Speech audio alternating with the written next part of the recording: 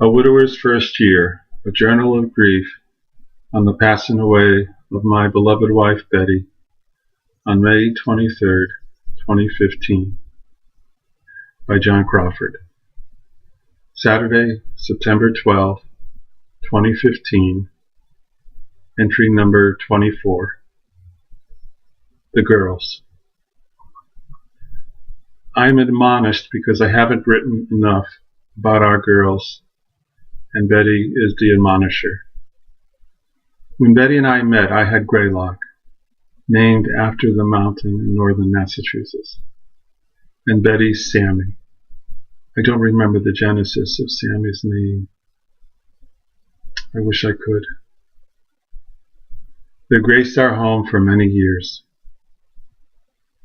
About 2 weeks into our relationship, Betty comes over to my apartment, which was down the hall from hers, and expresses concern and panic over Sammy swallowing a small rubber band. We called the vet and was told it would probably pass and to check her feces. If no rubber band, to bring her in. If no rubber band found in her feces, to bring her in. I don't know how many guys out there can say their girlfriend fell in love with them because they didn't mind checking said girlfriend's cat poop for a rubber band. Fast forward to our living together, and guess who has litter duty? Yours truly. We got Enya, named after the Celtic singer, shortly after Sammy passed, and Tammy, named after the Debbie Reynolds movie, not long after Greylock passed. Betty is with Sammy and Greylock now.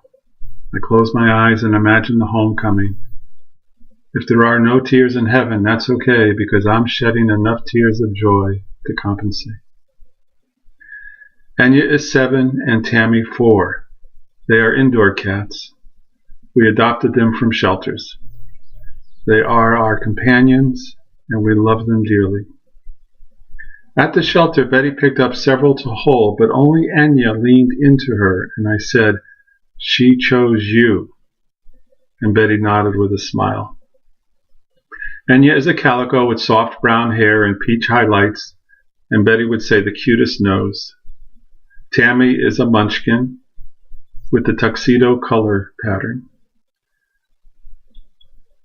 Betty found her photo online and couldn't get over how cute she was. When we got to the shelter home, we found out she was the runt of the litter, and that endeared her even more. Enya is our royalty, an aloof princess. When she deigns to have you pet her, the rub against the leg couldn't be harder. Betty and I loved that about her. Tammy makes Betty and I laugh with what we call her flops. She would take several steps, tip, and then fall to her side. Do they miss their mom? Yes, they do. They will visit her side of the bed and curl up. They are less active, and I wonder about depression. When I come home, they are at the door with a look of expectation. That's how I interpret it. But less so lately. I know they know Betty is not here, and that sentence alone tears at my heart.